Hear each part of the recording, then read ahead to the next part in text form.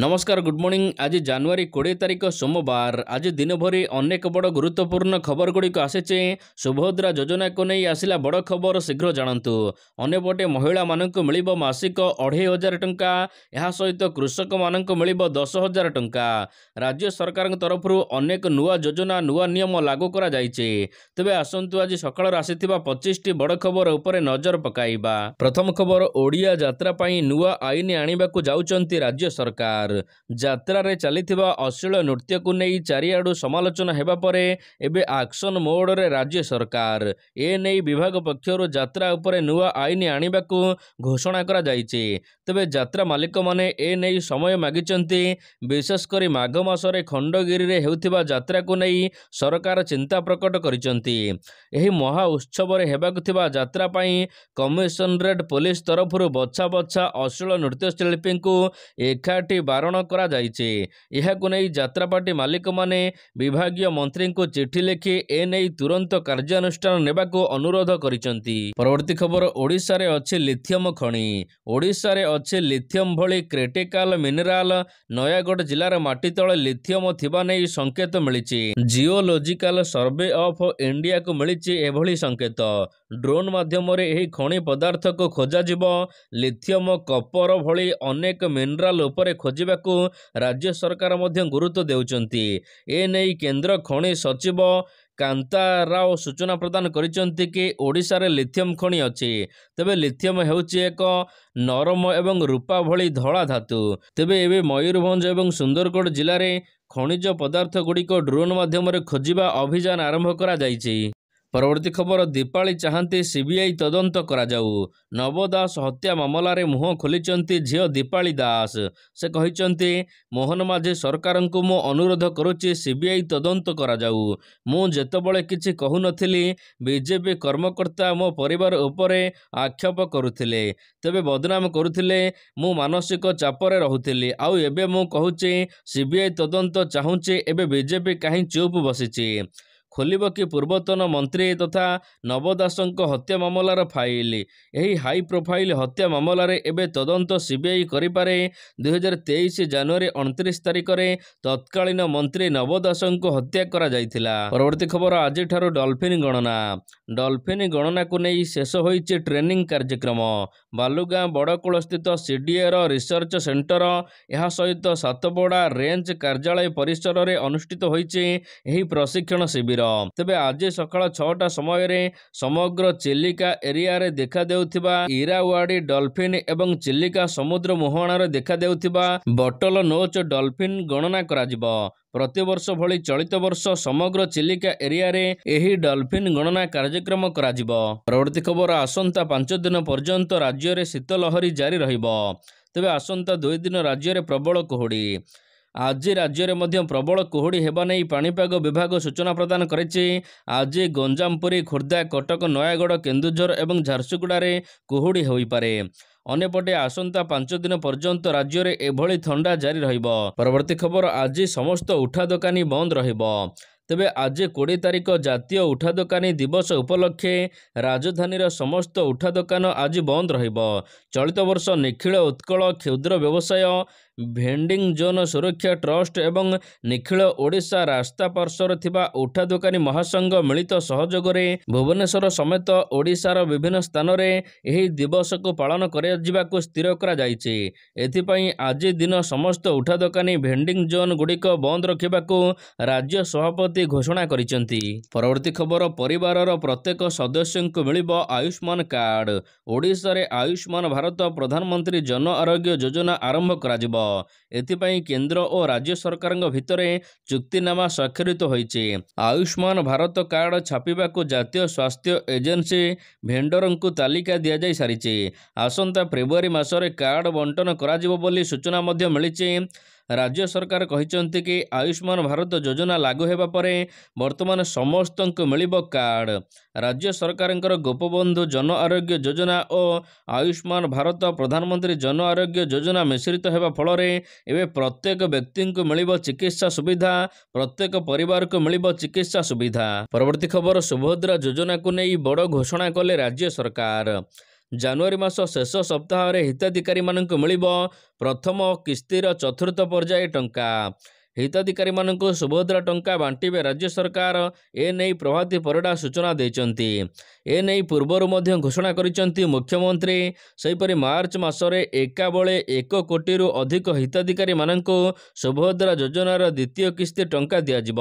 ପ୍ରଥମ ପର୍ଯ୍ୟାୟରେ ଯେଉଁ 1 କୋଟି ମହିଳା ଟଙ୍କା ପାଇବେ, ସେମାନେ ପୁଣି ଦ୍ୱିତୀୟ କିସ୍ତିରେ ଟଙ୍କା ପାଇବେ 1 କୋଟି ମହିଳା। ଜାନୁଆରୀ ଶେଷରେ ହିତାଧିକାରୀମାନଙ୍କୁ ମିଳିବ ସୁଭଦ୍ରା ଟଙ୍କା। ଚତୁର୍ଥ ପର୍ଯ୍ୟାୟରେ ଟଙ୍କା ମିଳିବା ପରେ 1 କୋଟି ଛୁଇଁବ ସୁଭଦ୍ରା ଯୋଜନାଙ୍କର ଟଙ୍କା ପାଇବା ମହିଳାଙ୍କ ସଂଖ୍ୟା। ଅନ୍ୟପଟେ ଯେଉଁମାନେ 21 ବର୍ଷରୁ କମ୍ ଏବଂ 60 ବର୍ଷରୁ ଅଧିକ ମହିଳା ଅଛନ୍ତି, ସେମାନେ ସୁଭଦ୍ରା ଯୋଜନାରେ କେବେ ହେଲେ ଟଙ୍କା ପାଇବେ ନାହିଁ। ପରବର୍ତ୍ତୀ ଖବର, ପୁଣି ଭାଇରାଲ ହେଲା ଶ୍ରୀମନ୍ଦିର ଭିତର ଦୃଶ୍ୟ। ଶ୍ରୀମନ୍ଦିର ସୁରକ୍ଷାକୁ ନେଇ ପୁଣି ଉଠିଲା ପ୍ରଶ୍ନ। ସୋସିଆଲ ମିଡିଆରେ ଭାଇରାଲ ହେଲା ପୁଣି ଥରେ ସମ୍ବେଦନଶୀଳ ଶ୍ରୀମନ୍ଦିରର ଗର୍ଭଗୃହ ଭିଡ଼ିଓ।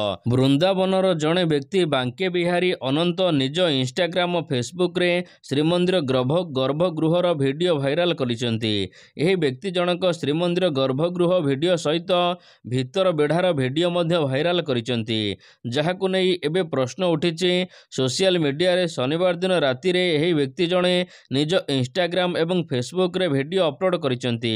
ତେବେ ଶ୍ରୀମନ୍ଦିରରେ କିଭଳି ଭାବରେ ଏତେ କଡ଼ା ସୁରକ୍ଷା ସତ୍ତ୍ୱେ ମୋବାଇଲ ଫୋନ ଭିତରକୁ ଗଲା, ଏହାକୁ ନେଇ ପ୍ରଶ୍ନ ଉଠିଛି। ପରବର୍ତ୍ତୀ ଖବର, କିଏ ହେବ ବିଜେପିର ନୂଆ ରାଷ୍ଟ୍ରୀୟ ଅଧ୍ୟକ୍ଷ? ଦିଲ୍ଲୀ ବିଧାନସଭା ନିର୍ବାଚନ ପରେ ବିଜେପି ନିଜର ନୂଆ ରାଷ୍ଟ୍ରୀୟ ଅଧ୍ୟକ୍ଷଙ୍କୁ ନିଯୁକ୍ତି କରିବ। ସୂତ୍ର ଅନୁସାରେ ପାର୍ଟି ଅଧ୍ୟକ୍ଷଙ୍କ ନିର୍ବାଚନ 10 ଫେବୃଆରୀରୁ 20 ଫେବୃଆରୀ ମଧ୍ୟରେ ହେବାର ସମ୍ଭାବନା ରହିଛି। ବର୍ତ୍ତମାନ ଅଧ୍ୟକ୍ଷ ପଦରେ ଥିବା ଜେପି ନଡ୍ଡା ଦିଲ୍ଲୀ ନିର୍ବାଚନ ଯାଏ ଦାୟିତ୍ୱରେ ରହିବେ। ତେବେ ଏହି ତାଲିକା ରେସ୍ରେ କେନ୍ଦ୍ରମନ୍ତ୍ରୀ ଧର୍ମେନ୍ଦ୍ର ପ୍ରଧାନ। ପରବର୍ତ୍ତୀ ଖବର, ବଡ଼ ଘୋଷଣା କଲେ କେଜରିୱାଲ। ଉଠୁଛି ପଡ଼ୁଛି ଦିଲ୍ଲୀ ବିଧାନସଭା ନିର୍ବାଚନ ମାହୋଲ। ଏମିତିରେ ଭୋଟରମାନଙ୍କୁ ହାତେଇବାକୁ ଅନେକ ନେତାମାନେ ନୂଆ ନୂଆ ତରିକା ଆପଣାଉଛନ୍ତି। ଏହାରି ଭିତରେ ଆପ୍ ନୂଆ ଯୋଜନା ଘୋଷଣା କରିଦେଇଛି। କାରଣ ଆପ୍ ଘୋଷଣା କରିଛି ଯେ ଯେଉଁମାନେ ଭଡ଼ାରେ ରହୁଛନ୍ତି ସେମାନଙ୍କୁ ଫ୍ରିରେ ମିଳିବ ବିଜୁଳି। ଖାଲି ବିଜୁଳି ନୁହେଁ, ବରଂ ଦିଲ୍ଲୀରେ ଭଡ଼ାରେ ରହୁଥିବା ଭଡ଼ାଟିଆଙ୍କୁ ଫ୍ରି ବିଜୁଳି ସହିତ ଫ୍ରିରେ ପାଣି ମଧ୍ୟ ମିଳିବ। ଏ ନେଇ ବଡ଼ ପ୍ରତିଶ୍ରୁତି ଦେଇଛନ୍ତି ଅରବିନ୍ଦ କେଜରିୱାଲ। କେଜରିୱାଲ କହିଛନ୍ତି, ଦିଲ୍ଲୀରେ ରହୁଥିବା ସମସ୍ତ ଭଡ଼ାଟିଆଙ୍କୁ ଫ୍ରିରେ ବିଜୁଳି ପାଣି ମିଳୁନାହିଁ, କିନ୍ତୁ ନିର୍ବାଚନ ପରେ ଯଦି ଆପ୍ ସରକାର ଗଠନ କରେ, ତେବେ ଭଡ଼ାଟିଆଙ୍କୁ ଦୁଃଖ ଯିବ। ସେମାନଙ୍କୁ ଫ୍ରିରେ ମିଳିବ ଇଲେକ୍ଟ୍ରି ଏବଂ ପାଣି। ପରବର୍ତ୍ତୀ ଖବର, ପ୍ରତି ମହିଳାଙ୍କୁ ମିଳିବ 2500 ଟଙ୍କା। ଦିଲ୍ଲୀ ବିଧାନସଭା ନିର୍ବାଚନ ପାଇଁ ବିଜେପି ଜାରି କରିଛି ସଂକଳ୍ପ ପତ୍ର। ତେବେ ଏହି ପତ୍ରରେ ଦିଲ୍ଲୀବାସୀଙ୍କ ପାଇଁ ବଡ଼ ପ୍ରତିଶ୍ରୁତି ଦିଆଯାଇଛି ବିଜେପି ତରଫରୁ। ସଂକଳ୍ପ ପତ୍ରରେ ମହିଳାଙ୍କୁ ଗୁରୁତ୍ୱ ଦେଇଛି ବିଜେପି। ତେବେ ଏଥିରେ ଜାରି କରାଯାଇଛି କି ମହିଳାମାନଙ୍କୁ 2500 ଟଙ୍କା ଲାଗୁ କରାଯିବ ପ୍ରଥମ କ୍ୟାବିନେଟ ବୈଠକରେ। ଯଦି ଦିଲ୍ଲୀରେ ବିଜେପି ସରକାର ଗଠନ କରେ, ଦିଲ୍ଲୀରେ ଆୟୁଷ୍ମାନ ଭାରତ ଯୋଜନା ମଧ୍ୟ ଲାଗୁ କରାଯିବ। ମହିଳାମାନଙ୍କୁ ସମୃଦ୍ଧ କରିବାକୁ ପ୍ରତି ମାସ ମିଳିବ 2500 ଟଙ୍କା। ହୋଲି ଦୀପାବଳିରେ ମାଗଣା ଗ୍ୟାସ ସିଲିଣ୍ଡର ମଧ୍ୟ ଦିଆଯିବ। ଗର୍ଭବତୀଙ୍କୁ ଏକକାଳୀନ ଦିଆଯିବ 21,000 ଟଙ୍କା। ଆୟୁଷ୍ମାନ ଭାରତ ଯୋଜନା ଦିଲ୍ଲୀରେ ମଧ୍ୟ ଲାଗୁ କରାଯିବ। ପରବର୍ତ୍ତୀ ଖବର, ରେଳ ଷ୍ଟେସନ ବିକାଶ ପାଇଁ 20% ବଢ଼ିବ ରେଳ ବଜେଟ୍। ଆସନ୍ତା ମାସ 1 ତାରିଖରେ ଅର୍ଥମନ୍ତ୍ରୀ ନିର୍ମଳା ସୀତାରମଣ 2025-26 ଆର୍ଥିକ ବର୍ଷର ପୂର୍ଣ୍ଣାଙ୍ଗ ବଜେଟ୍ ଉପସ୍ଥାପନ କରିବେ। ବଜେଟ୍କୁ ନେଇ ଅନେକ ଲୋକ ବିଭିନ୍ନ ପ୍ରକାର ଆଶା ବାନ୍ଧି ବସିଛନ୍ତି।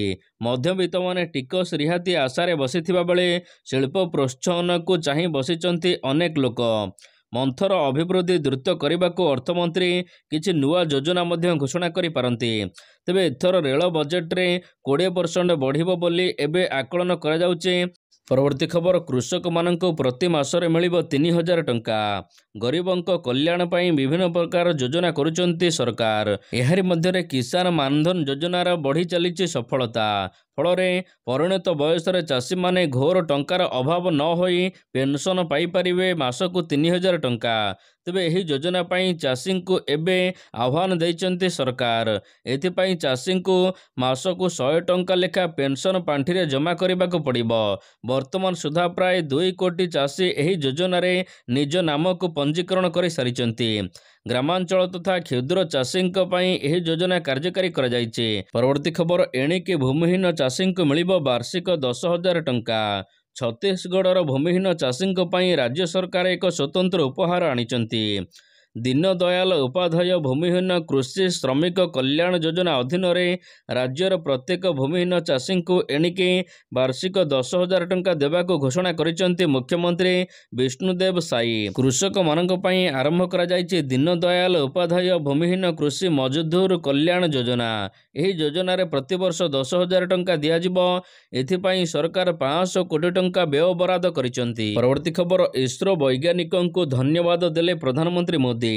ଗତକାଲି ପ୍ରଧାନମନ୍ତ୍ରୀ ନରେନ୍ଦ୍ର ମୋଦି 2025ର ପ୍ରଥମ ମନ୍ କି ବାତ୍ କାର୍ଯ୍ୟକ୍ରମରେ ଉଦ୍ବୋଧନ ଦେଇଛନ୍ତି। ତେବେ ପ୍ରଧାନମନ୍ତ୍ରୀଙ୍କର ଏହା 118ତମ ମନ୍ କି ବାତ୍ କାର୍ଯ୍ୟକ୍ରମ।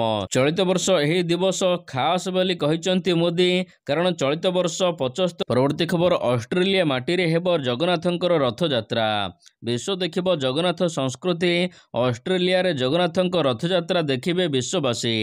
ଓଡ଼ିଆ କମ୍ୟୁନିଟି ପକ୍ଷରୁ ଚଳିତ ବର୍ଷ ଆୟୋଜିତ କରାଯିବ ରଥଯାତ୍ରା। ଅଷ୍ଟ୍ରେଲିଆ ଓଡ଼ିଆ କମ୍ୟୁନିଟି ସଦସ୍ୟମାନେ ସଂସ୍କୃତି ମନ୍ତ୍ରୀ ସୂର୍ଯ୍ୟବଂଶୀ ସୁରଜଙ୍କୁ ଭେଟି ସିଡ୍ନୀରେ ରଥଯାତ୍ରା ଆରମ୍ଭ ପାଇଁ ପ୍ରସ୍ତାବ ଦେଇଛନ୍ତି। ପିପିଲି ବିଧାୟକ ଆଶ୍ରିତ ପଟ୍ଟନାୟକଙ୍କ ଉପସ୍ଥିତିରେ ସଂସ୍କୃତି ମନ୍ତ୍ରୀଙ୍କୁ ଭେଟିଛନ୍ତି ସିଡ୍ନୀରେ ଥିବା ପ୍ରବାସୀ ଓଡ଼ିଆ। ଏହା ସହିତ ରଥଯାତ୍ରାରେ ଏଥର ଲାଗିବ ପିପିଲି ଚାନ୍ଦୁଆ। 20 ଫୁଟ ଉଚ୍ଚାର ରଥ ସହିତ 50 ଫୁଟର ଚାନ୍ଦୁଆ ଲାଗିବ ରଥରେ। ଏଥିପାଇଁ ପିପିଲି ଚାନ୍ଦୁଆ କାରିଗର ମଧ୍ୟ ମନ୍ତ୍ରୀଙ୍କୁ ଭେଟିଥିଲେ। ସିଡ୍ନୀରେ ରଥଯାତ୍ରା ପାଇଁ 51,000 କୋଟି ଟଙ୍କା ପ୍ରଥମ ପ୍ରୋତ୍ସାହନ ରାଶି ସଂସ୍କୃତି ମନ୍ତ୍ରୀ ପ୍ରଦାନ କରିଛନ୍ତି। ପରବର୍ତ୍ତୀ ଖବର, ଆଜି ଶପଥ ନେବେ ଡୋନାଲ୍ଡ ଟ୍ରମ୍ପ। ଆଜି ଅର୍ଥାତ୍ ଜାନୁଆରୀ 20ରେ ଆମେରିକାର 47ତମ ରାଷ୍ଟ୍ରପତି ଭାବରେ ଶପଥ ଗ୍ରହଣ କରିବାକୁ ଯାଉଛନ୍ତି ଡୋନାଲ୍ଡ ଟ୍ରମ୍ପ। ବିଶ୍ୱର ଶକ୍ତିଶାଳୀ ରାଷ୍ଟ୍ରର ରାଷ୍ଟ୍ରପତି ଭାବରେ ଟ୍ରମ୍ପ ଶପଥ ଗ୍ରହଣ ଉତ୍ସବରେ ସାରା ବିଶ୍ୱବାସୀ ଉତ୍ସୁକତାର ସହିତ ଚାହିଁ ରହିଛନ୍ତି। ଶପଥ ଗ୍ରହଣ ସ୍ୱତନ୍ତ୍ର କାର୍ଯ୍ୟକ୍ରମ ପୂର୍ବରୁ ସାରା ଦୁନିଆର କୋଣ ଅନୁକୋଣରୁ ବଛା ବଛା ବିଶିଷ୍ଟ ବ୍ୟକ୍ତିବିଶେଷଙ୍କୁ ରାତ୍ରି ଭୋଜନ ନିମନ୍ତେ ଆମନ୍ତ୍ରଣ କରାଯାଇଥିଲା। ତେବେ ଏଥିରେ ଭାରତର ଶିଳ୍ପପତି ମୁକେଶ ଅମ୍ବାନୀ ଏବଂ ତାଙ୍କ ପତ୍ନୀ ନୀତା ଅମ୍ବାନୀ ମଧ୍ୟ ସାମିଲ ହୋଇଥିଲେ। ପରବର୍ତ୍ତୀ ଖବର, ଭାରତ ହେଲା ଖୋଖୋ ୱାର୍ଲଡ ଚାମ୍ପିୟନ। ଭାରତୀୟ ମହିଳା ଟିମ୍ ରବିବାର ଦିନ ଖେଳାଯାଇଥିବା ଖୋଖୋ ବିଶ୍ୱକପ୍ ଫାଇନାଲ ମ୍ୟାଚ୍ ନେପାଳକୁ ହରାଇ ଚାମ୍ପିୟନ ହୋଇଛି। ଇନ୍ଦିରା ଗାନ୍ଧୀ ଇଣ୍ଡୋର ଷ୍ଟାଡିୟମରେ ଖେଳାଯାଇଥିବା ମ୍ୟାଚରେ ପ୍ରିୟଙ୍କା ଇଂଗଲେଙ୍କ ନେତୃତ୍ୱରେ ଭାରତୀୟ ଟିମ୍ ନେପାଳକୁ 78/40 ପଏଣ୍ଟରେ ପରାସ୍ତ କରିଛି। ଇନ୍ଦିରା ଗାନ୍ଧୀ ଇଣ୍ଡୋର ଷ୍ଟାଡିୟମରେ ଖେଳାଯାଇଥିବା ଫାଇନାଲ ମୁକାବିଲାରେ ଭାରତୀୟ ମହିଳା ଟିମ୍ ଚମତ୍କାର ପ୍ରଦର୍ଶନ କରି ପ୍ରଥମ ଥର 34 ଅଙ୍କ ହାସଲ କରିଥିଲା।